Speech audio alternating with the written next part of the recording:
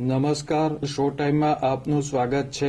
ગારિયાધારના Palitana road પર આવેલ બજરંગનગર વિસ્તારમાંથી પોલીસે વિદેશી દારૂ અને બિયરના જથ્થા સાથે 2 શખ્સની ધરપકડ કરી કાયદેસર કાર્યવાહી હાથ ધરી હતી।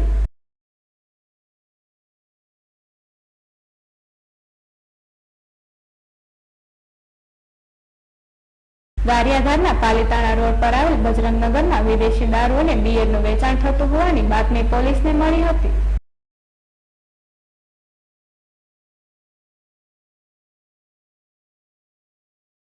ગારિયાધાર પોલીસે તનવીર રાઠોડના મકાનમાં દરોડો પાડી વિદેશી દારૂના 48 સટ્ટા અને બિયરના 18 ટીન સાથે તનવીર રાઠોડ તથા આદિલ મહેતરની ધરપકડ કરી હતી।